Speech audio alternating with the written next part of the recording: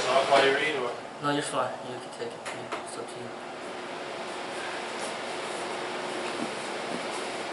Endeavor never to flinch or close your eyes, but to watch your opponent intently all the time. Keep your chin firmly set and nicely tucked away. Remember the covered line, outside or in, and the supplementary guard, always there corresponding to the uncovered line.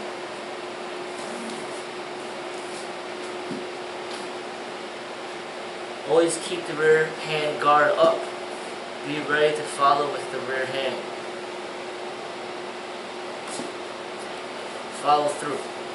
First of all, there are different types of force applications, and one should use all of them. The right hand would be the hand that you're not striking with? The rear hand. Yeah, the rear hand is the hand, like when you stand like this. Okay. This is the rear hand. Okay. Right here.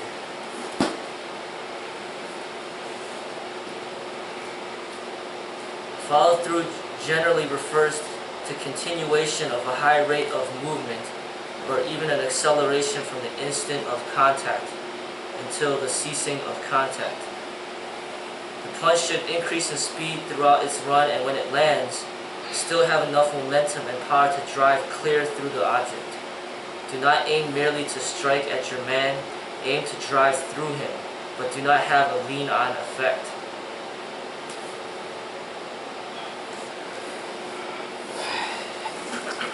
I'm trying to understand that part where you say, do not strike at the man that you is your opponent. Strike through him. What is that referring to? Like if your opponent is at this line right here, don't punch just and stop at the line. Punch like several inches beyond the line. So his face, don't just hit his nose. Aim to hit the back of his head. So you drive through his... So have enough momentum to actually have more force. Yeah, drive it through it. Like drive through it. So don't just punch at the wall, but punch through the wall so the wall breaks. Makes me think about like if you use baseball as a metaphor. Swinging at the ball, you swing all the way through. Right. Versus a bunt, stops right at the line. You know, if you're bunting, it just stops right there and drops at a full swing. You're not just aiming at the ball, you're aiming. Right. Make up your mind that you'll hit as hard as you possibly can with every ounce of your bodily strength, with every fiber of your mental determination, and also that you'll keep on hitting harder and harder as you progress through the object.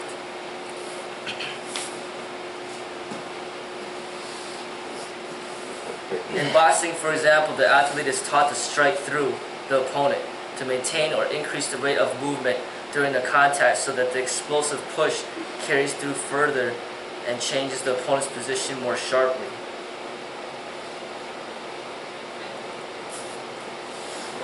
Wrist snaps at the last instant and striking acts as the last moment accelerations that literally go into the object, compressed tennis ball.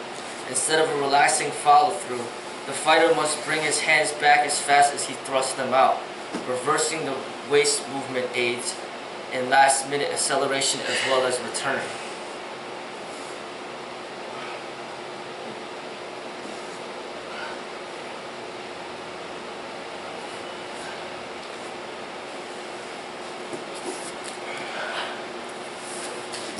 Lead to body. A lead to the body is an effective blow used to bother the opponent and bring down his guard, as a preceding feint of a high lead. While not ordinarily a hard blow, it can cause distress if driven to the solar plexus. It is important that the body follow the arm. In other words, a blow to the body is more effective and safer if the executioner sinks to the level of the target. Drop it. Go ahead. Not like jabbing? Yeah, but to the body.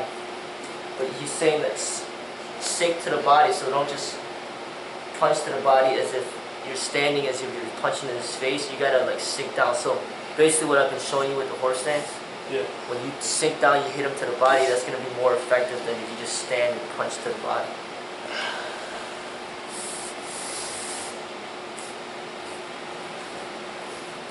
Drop the body forward from the waist to position at right angles to the legs. Keep the forward leg only slightly bent, with the rear leg more completely flexed. As the body drops, drive the lead arm into forceful extension toward the opponent's solar plexus. The blow is slightly upward, never downward. The rear hand is carried high in front of the body, ready for the opponent's leading hook. Hold the head down so that only the top is visible and will be protected by the extended punching arm. The head should be held tight against the extended arm.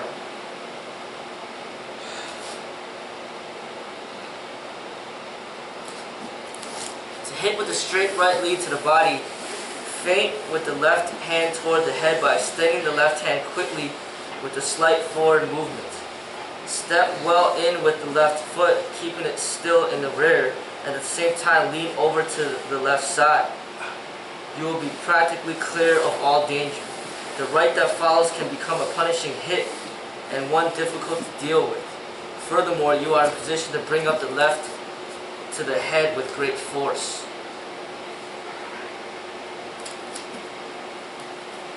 The whole secret of the actual force of a terrific punch is its timing, coordinated, of course, with the accuracy of its aim. Training aids. It is most important after recovering to a boxing position from any set maneuver, executed on count or as you will, to shuffle about a few seconds in the balls of your feet for a footwork drill and relaxation before repeating the next maneuver. This tactic deftly stimulates actual fighting within the drill.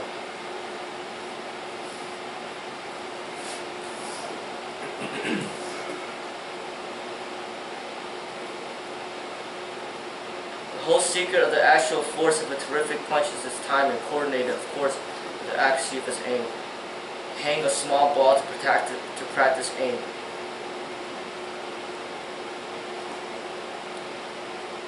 Practice shooting the lead out in a quick succession of blows, withdrawing the striking arm just sufficient so as to enable full power to be put behind each blow. Picture what that means. Withdraw. Say that part again. Practice shooting the lead out in a quick succession of blows, withdrawing the striking arm just sufficient so as to enable full power to be put behind each blow. That part. So remember when you're doing a wooden dummy, and I told you not to go like that? Yeah. You're supposed to come like pop, pop, pop. Okay. So bring it back so you get power in each blow. Okay. It's not like... Right.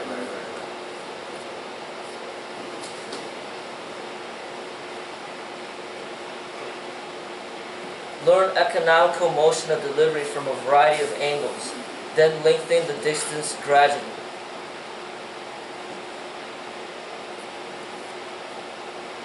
One important point, in all hand techniques, the hand moves first, preceding the foot. Keep this in mind, hand before foot, always.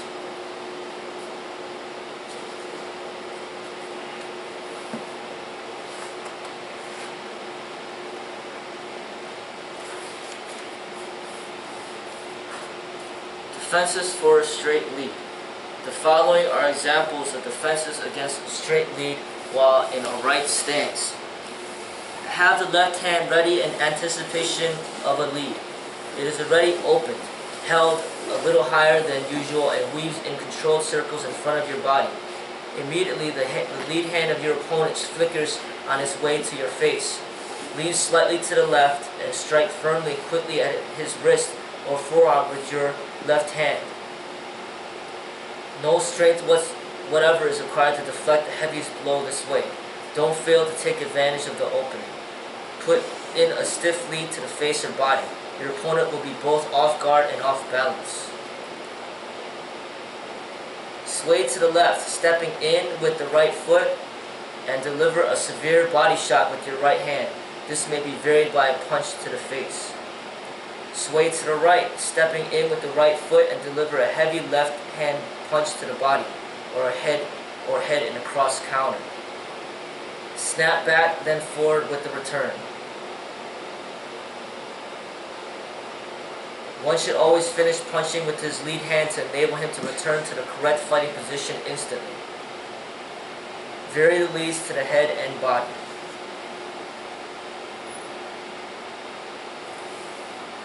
Lead jab. The lead jab is a feeler. It is the basis of all other blows, a loose, easy stinger. It is a whip rather than a club. Ali's theory is to picture hitting a fly with a swatter.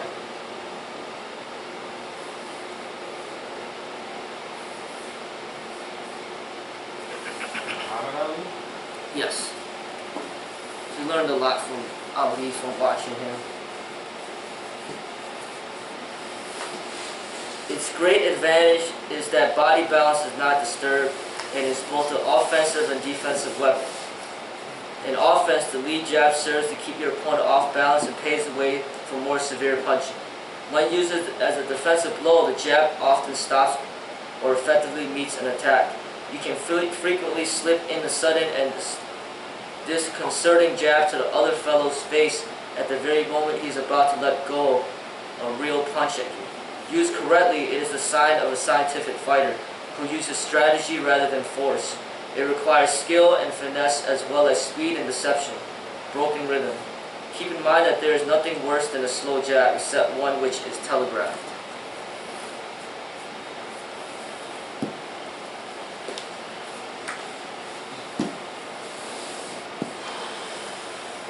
It is important that upon shooting your lead jab, you instantly return your fist to its on guard position, ready to punch again or to protect yourself from a counter punch.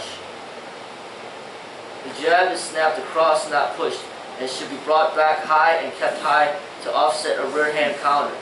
The arms merely relax and sink back to the body rather than being pulled back. This is important as knowing how to deliver.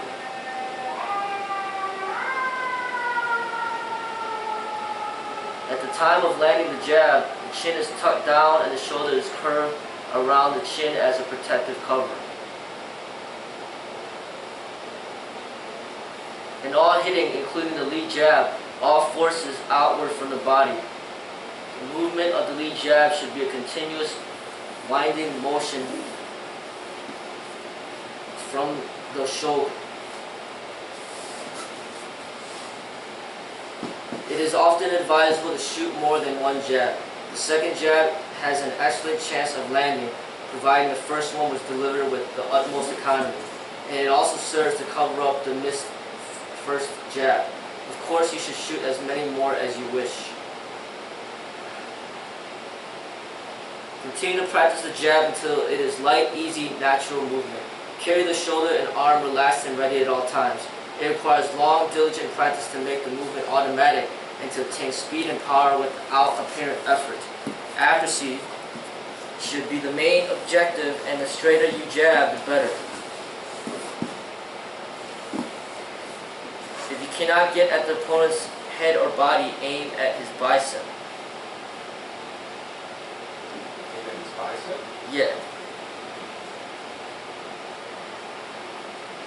The jab may also be effectively used with the fist closed to stiff arm the opponent away from you in defense.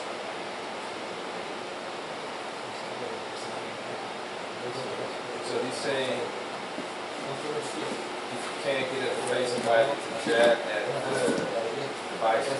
Yeah. Because it's it'll hurt them if you hit them pretty hard right here. Because when they're guarded, like their arm is down, their body's covered, and then their head is covered from here. Yeah. So then it leaves their arm exposed. You can just hit their bicep. It's kind of like me hitting your thigh. Right, right. Like if you keep hitting their bicep, it's gonna hurt them.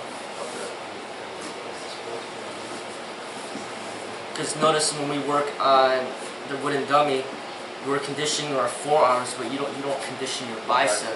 So the shoulder, you can hit the shoulder, but the shoulder's stronger than the bicep because it's bigger.